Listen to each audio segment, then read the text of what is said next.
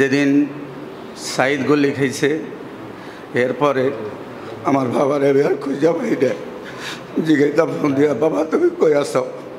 বাবা আমি বাসতলা আছি। বাবা তুমি কই আছো? আমি সাহেদনগর আছি। কিন্তু আসলে সাহেদনগর না, আসলে বাবা মিটিংয়ে মিছিলে যেটা ছাত্র যাইতো সেন্ডি দৌড় দিত, যেটা মিছিল যাইতো সেন্ডি দৌড় দিত। সাহিদ মারা গেছে এর জন্য। তা আমরা কইছিলেন বাবা তুমি দৌড়াদৌড়ি করিও না, আমরা নিরিবিলি আছি, নিরিবিলি থাকি, দেশের পরিস্থিতি ভালো না। তারপরে এতে দুপুরে কালে নামাজ পড়ছে, আমারে 12টা ফোন দিছে, বাবা তুমি কই? রাস্তা গোলাগুলি চলে। আমার সাথে নিয়ে নামাজ পড়ছে, নামাজ পড়ে আয়া ভাত খাইছে, ভাত খাইয়া আমাদের সাথে মস্কাইটা সেই করিয়া বাইরিয়া মনে করেন আমি বাবা তুমি কই যাও? আমি এই গলির মুখে তখন আসার পরে আমার একটু নিন্দা আইসে, নিন্দা আবার পরে 10 থেকে 12 মিনিট পরেই একটা ফিরছে আইয়া চিক্কু দিয়ে উঠছে, মামানি গো মামানি আমার মনির ভাইয়া নাই, মনির ভাইয়া নেই। এই কথার লাগে আমরা দৌড়ে গেছি। যাওয়ার পরে কোথায় আছে এদিকে ভূষণ হাসপাতালের সামনে আমার একটু যেতে দম পাই না। তারপরে এখন ডাক্তাররা মানুষেরা বলতেছে স্যার ভিতর গুলি ভর্তি আছে, কোনো দিকে যে একটু যাবো, কোনো দিকে যে একটু করবো, কোনো দিকে নেওয়ার মতো কোনো প্লেস নেই। যারা একজন আয় একটা ভ্যান গাড়ি নিছে, নিয়ে আমার লাশ আমার সন্তানকে আমার ঘরে নিয়ে আইছে। আবার পরে এইদিকে এই জালিম সরকার এরকম আইন করছে, এই সন্তান লাশ এইদিকে মারি দেওয়া যাবে না। বাসতলা গেলাম হবে না, ওই ইয়াতে পশুমতি গেলাম হবে না, বেড়াত গেলাম হবে না, এবারে নকদা গেলাম হবে না, তারপরে গেছি আপনার ওই নাওরা হবে না। বাধ্য হইয়া কী করবো? যারা লাস্টে আমি একটা অ্যাম্বুলেন্স লইছি, আর আমরা মানুষ আর বেশি যাইতাম না, 4-5 জন গেলাম। যাইয়া সেখানে আমরা 6টা বা 5টা বাজে যাই আমরা ইয়াতে থামলাম।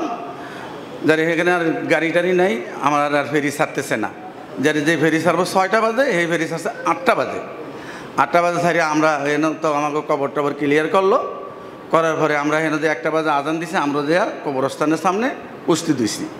উপস্থিত আসার পরে লাস্টে নামাজ পড়ে বাইরেই সাথে সাথে আমরা জানামাজা দিয়ে আবার সেখানে দাফন করলাম। দাফন করার পরে আমাদের এই জালিম সরকারের এক নেতা চেয়ারম্যান ফোন দিছে যে সেখানে জায়নামাজে কারা কারা গেছে। এই খন্দকার শহীদ খন্দকার ছাত্রলীগের হাতে অস্ত্র দিয়া লাঠি দিয়া জীবলোকটারে গাড়ি আলিছে। একটা লোক কোনো দিকে যাওয়ার মতন কোনো পথ রাখে নেই। এই শহীদ খন্দকার নান্নু 8 হোজা লাঠি এইখান থেকে 62 টানে 8 হোজা লাঠি রিক্সা দিয়ে নিয়ে নতুন বাজার হালাইছে। আমি তোরা কী করবো? আমি রিক্সা লিয়ে খালি রিক্সা লিয়ে গেছি ভার্সিটি দেখে বাবার রে তোমরা আজকে এই মানুষ যে মানুষ জড়া হয়েছ, এই মানুষটি তুমি যাইতে পারবে না, এই মানুষ যাইতে পারবে না। হেরা লাঠি নিয়ে নতুন বাজার তোর হয়ে গেছে গা, তোমরা যাইতে পারবে না। তোমরা একটা কাজ করো, তোমরা প্রজাপতি ঘাটে আসো, আসে সেখান থেকে লাঠি নিয়ে খালি হাতে কেউ যাইবা না। তারপরে হেরা একটা করাত নিয়ে সেখানে যাইয়া এই লাঠি হেরা নিয়া তারপরে হেরা এই মিছিল শুরু করছে। মিছিল শুরু করে আইসে, আমি আবার আইসি নতুন বাজার আইয়া দিয়ে যে ওরা এখানে আছে। আমি আবার দৌড়েছি গাড়ি নিয়ে, দৌড়িয়া যাইয়া আপনার 1 নম্বর ব্রিজের দ্বারে পাইছি আর দ্বারে লাস্টে আমি বললাম যে সবাই হাতে লাঠি নাও। আমি এটার মধ্যে ঢুকে কিছু বাসলে বাইরে যারে লাস্টে এই হ্যান তনে ওরা যারে লাস্টে এই হেরা আওয়ার পরে যারা এই হেরা চলে গেছে।